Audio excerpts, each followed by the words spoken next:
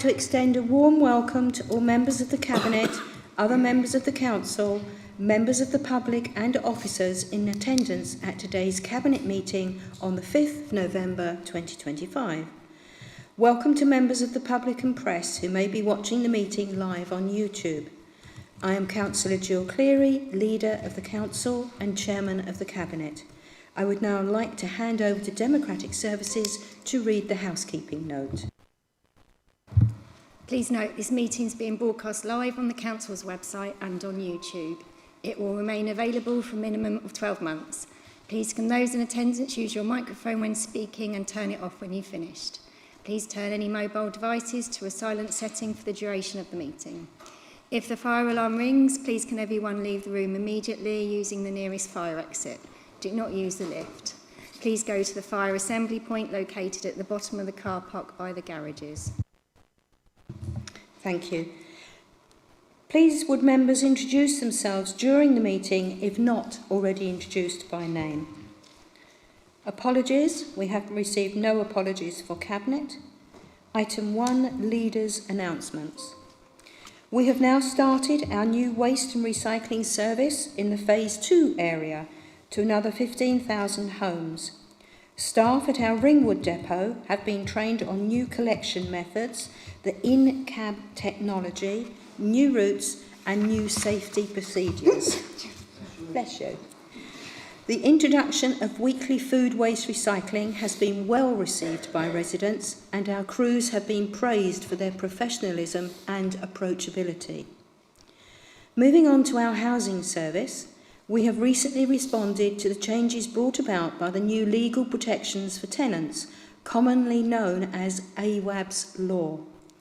These new rules require social landlords to act quickly when residents report serious hazards such as damp and mould, excess cold or heat, unsafe electrics, gas supply or other serious hazards, helping to ensure homes are safe and healthy to live in.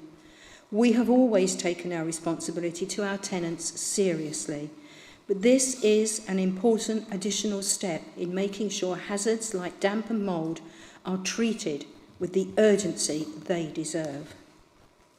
I'm also pleased to announce that our Council website has achieved a top ranking for digital sustainability across the UK, placing us at 55 out of the 359 assessed.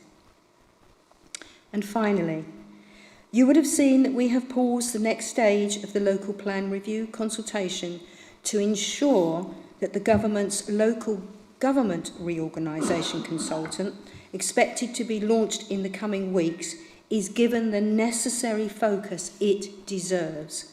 I am sure you will do all that you can to encourage a strong stakeholder and public participation in this extremely significant consultation.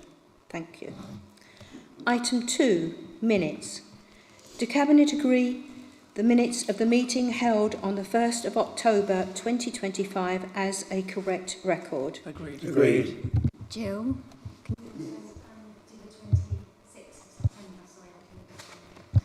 Do Cabinets also agree the minutes for the 26th of September?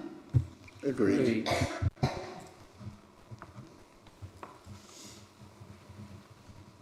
Thank you.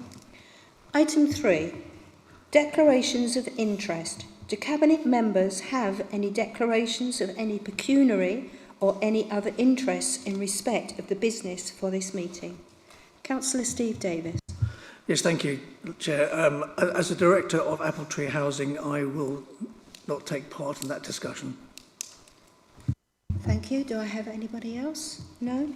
Thank you. Public participation, none. Item 5, Financial Monitoring Report based on performance April to September 2025 inclusive. I'd now like to go to the portfolio holder, Councillor Jeremy Heron. Jeremy, will you take? Thank you very much, Chairman. Yes, this is the Q2 report at the half-year point. I'm very pleased to say that everything looks to be on schedule and on target, and we're very pleased with how it's going. A few changes. We have had a net increase of 154,000 into the capital account, which brings that 52.478 million for this year. That's to enable the acquisition of some more vehicles within the system, and possibly the most significant is just the movement of funds, and we have moved 1.5 million is transferred across to the local government reorganisation reserve. This will enable us to fund any necessary works or changes or anything as that goes through. The housing revenue account is in a balanced position with additional revenue expected on the stock condition survey being mitigated by the corresponding reduction in capital expenditure. I think that is all I have to say on that one. If anyone has any questions arising from it, thank you. Thank you. Can I just go to Paul Whittles, Assistant Director of Finance. Paul, do you have anything to add? Thank you, Chair. As the portfolio holder stated, both the General Fund and the HOA are effectively in a balanced position. This is due in the General Fund to additional interest earnings being forecast to offset the additional budget requirements. There's a small increase in the capital programme, as already stated, and the most significant recommendation is that move of the 1.5 million into the LGR reserve. This is to bolster our workforce capacity over the next 2.5 years and ensure that our data systems and processes are prepared as possible before we understand our partners and as we move towards the vesting day. It's also worth noting there are a few items that remain unclear. We need clarity on the waste rollout budgets and any impact there is the rest of the year. There's also the recent senior staff changes, and also we remain watchful of our homelessness temporary accommodation budgets as there's pressure and challenges with those. Thank you. Thank you. Cabinet, do you have any other questions or comments? Right, I'll open it to the floor. Councillor Malcolm Wade. Thank you, Chairman. Yeah, I'm just want to, there's many questions you could ask about this, but one in particular, that's about car parking. I note that our income has gone down again since the last rise, which was the same as a year before. So what we're going to do, we're going to raise it again to minimise the loss. There's an old adage, if you do the same old thing, you get the same old result. Clearly that there is a trend that every time we put the price up, less people use it. Should we not look at the correlation between non-use going forward and how much we can raise it by? Because clearly raising it again and again, because this time isn't even going to make up what it did from the year before, hasn't worked. We don't look at a different approach, because there's been, we know there's a demonstration in Lymington about the effect of local businesses on car parking. Keep raising it again and again isn't necessarily going to get you the money in if you don't get it in the first place. Income from car parks is growing, it's just not growing as fast as we had anticipated. So it's not a case of a falling market, which was one. And on a personal note, I always work out the way to judge your car parking charges and looking to see whether you're excessive or something is to look round and look for the competition. And if you look across our district, you won't find a national car park anywhere, because they cannot deliver the parking services in this area at the price that we do. I continue to maintain, and we had an issue the other night when it was being discussed that the long stay clock price was quoted and not the short stay clock. The short stay clock, giving us 3 hours, is absolutely the cheapest, most effective parking cost that we can give anyone in this district. And people say about the supporting people, but the people we need to support are those who don't own cars, not the people who own cars who don't want to pay it. Compared to their road tax, their petrol, and all the other costs associated with it, car parking is insignificant.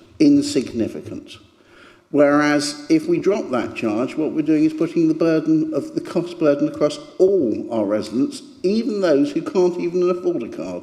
So I am very comfortable with where we have set our prices, and we've done an inflation increase coming forward, and that is absolutely perfectly acceptable, I think, to anyone who is reasonable and fair.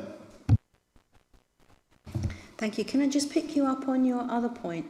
you said that there was a demonstration in Lymington. I believe that was about the meters in the High Street, of which are run and put in by Hampshire County Council. But it's in concept, paying for parking.